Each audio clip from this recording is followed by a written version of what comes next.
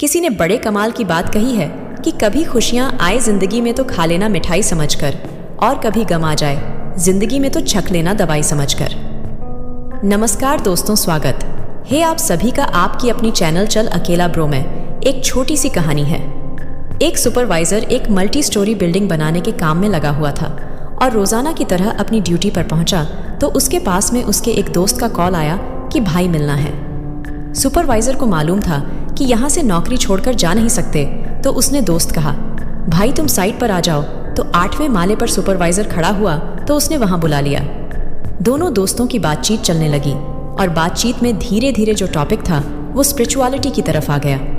अध्यात्म की बात होने लगी तो उस दोस्त ने कहा कि देखो भाई, दुनिया में लोग आजकल खुशी में भी याद करने लगे, सिर्फ गम में याद नहीं करते, ऊपर वाले को खुशी में भी याद करते हैं। सुपरवाइजर दोस्त बोला, नहीं ऐसा नहीं है, बहुत कम लोग हैं जो खुशी में याद करते हैं, वरना पूरी दुनिया सिर्फ दुख में ऊपर वाले को याद करती है। तो सुपरवाइजर का दोस्त मानने को तैयार नहीं।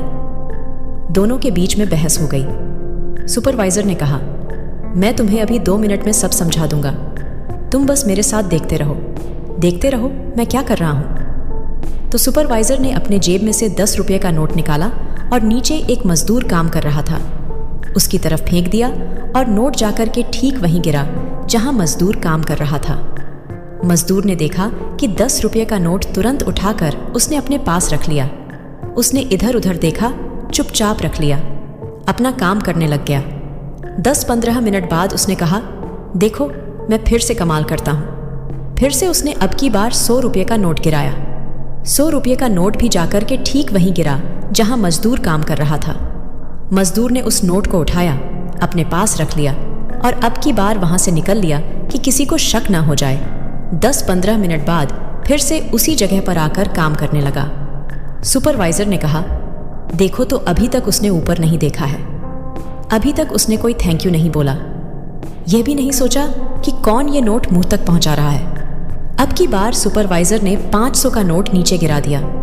उस मजदूर ने जो 500 का नोट था फटाफट से उठाया, बहुत खुश हुआ कि वाह क्या बात है, आज तो लॉटरी लग गई। उसको भी अपनी जेब में रख लिया और फिर वहां से निकल लिया कि कोई शक न करे। 10-15 मिनट बाद फिर आकर वहीं काम करने लगा, इस उम्मीद में कि शायद और नोट आएंगे। सुपरवाइजर ने कहा, अब देखो मैं क्या करता हूं, अब देखना कि यह केसे तुरंत ऊपर पलट करके देखेगा। सुपरवाइजर ने एक छोटा सा पत्थर का टुकड़ा पकड़ा था, उसको उठाया और मजदूर की तरफ फेंका। वो टुकड़ा जाकर के मजदूर के कंधे पर लगा और मजदूर ने तुरंत ऊपर की तरफ देखा, चिल्लाते हुए कौन पत्थर फेंक रहा है। तो उसने ऊपर देखा। सुपरवाइजर बोला, देखा क्या हुआ। दोनों की बातचीत चालू हो गई। इतनी देर से तो देख भी नहीं रहा था।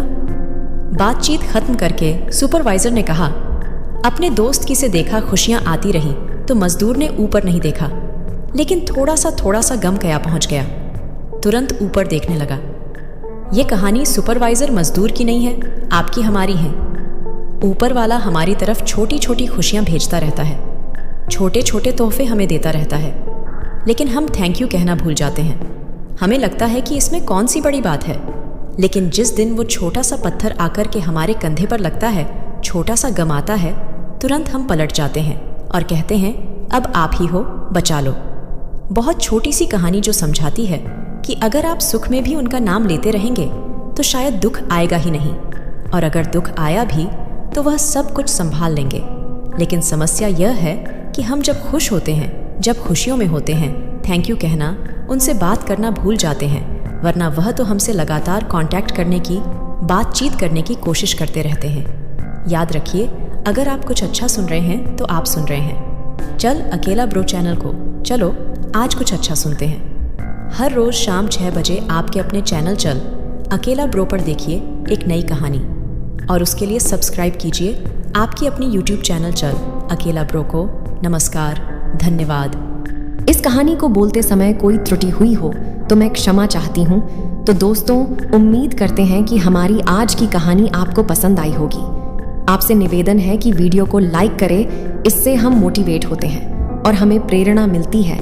साथ साथ इसे अपने मित्रों और सगे संबंधियों के साथ शेयर अवश्य करें। ऐसी ही और भी धार्मिक और आध्यात्मिक जानकारियां और कहानियों के लिए सब्सक्राइब करें। हमारे YouTube चैनल को और कमेंट बॉक्स में जय लक्ष्मी नारायण लिखकर भगवान को याद जरूर कर लीजिए। फिलहाल आज के लिए बस इतना ही। अब इजाजत दें। आपका बहुत बहुत शुक्रिया। जय श्री कृष्ण।